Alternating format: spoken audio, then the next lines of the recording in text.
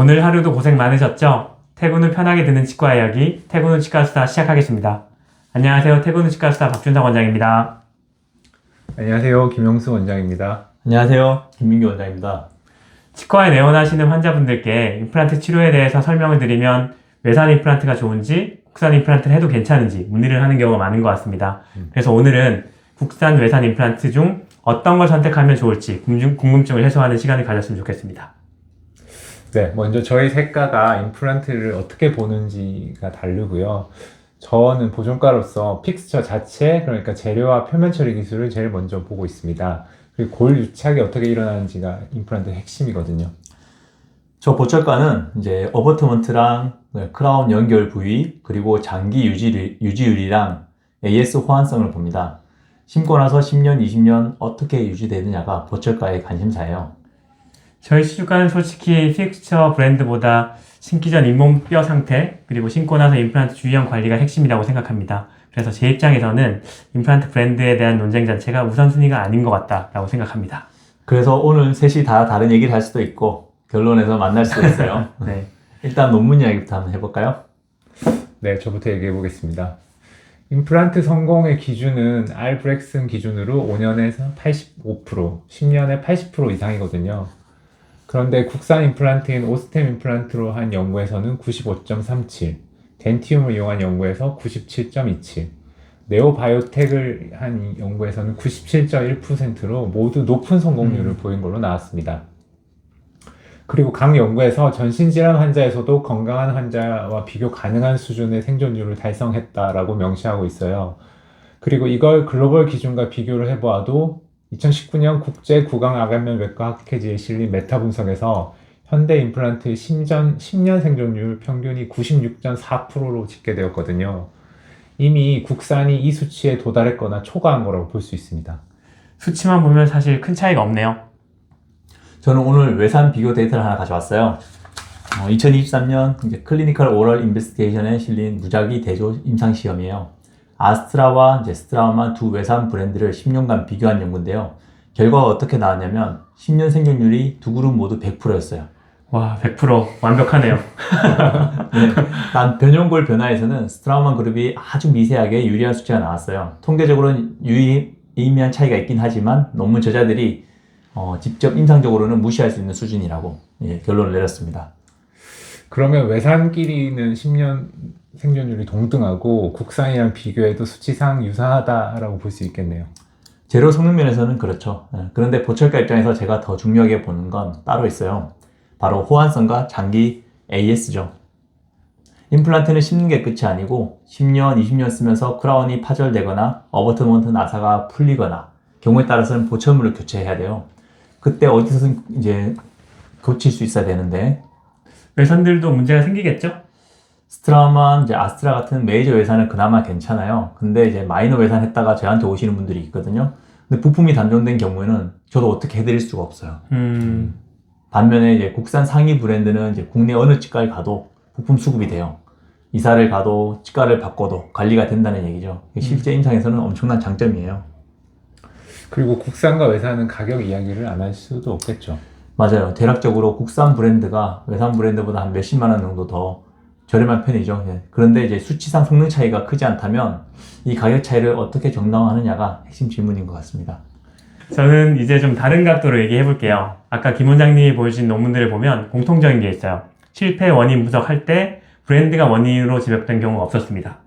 맞아요. 전부 다른 변수들이었습니다. 앞서 보여줬던 논문에서도 위험인자가 나이, 전신질환, 흡연, 불량한 구강위생 등등이 생존율에 영향을 줬지 브랜드가 원인이 아니었어요. 결국 브랜드를 탓하기 전에 다른 변수를 먼저 봐야 된다는 거죠. 맞습니다. 그래서 치주과 입장에서는 제가 강조하는 건 두 가지입니다. 첫째, 신기 전 평가를 해봐야겠죠? 잇몸뼈 높이 어떤지, 밀도, 현재 잇몸 염증 유무, 당뇨나 골다공증 같은 그런 전신질환 여부. 이게 확인이 안 된 상태에서 어떤 브랜드를 쓰느냐는 사실 부차적인 문제라고 할 수 있겠습니다. 그리고 둘째, 잇몸 주위염 예방을 위한 관리입니다. 이게 임플란트 실패의 가장 흔한 후기 실패 원인이거든요. 그래서 스트라움을 심든 오스템을 심든 임플란트 주위염이 생기면 뼈가 녹습니다. 그리고 자연치 잇몸 질환보다 임플란트 주위염이 훨씬 더 진행이 빠르게 되고 치료도 쉽지가 않습니다. 그렇다고 해서 꼭 외산이 유리한 상황이 없는 건 아니겠죠. 물론 있죠. 제가 조건이 불리한 케이스, 예를 들면 당뇨가 조절이 잘 안 돼서 힘드신 분들, 그리고 골다공증 약 드시는 분들, 뼈이식을 광범위하게 좀 크게 해야 되는 분들, 이런 분들은 4, 50년치 임상 데이터가 많은 그런 외산이 특히나 이렇게 고위험군의 데이터가 풍부하다는 점이 실질적인 강점이라고 할 수 있겠습니다.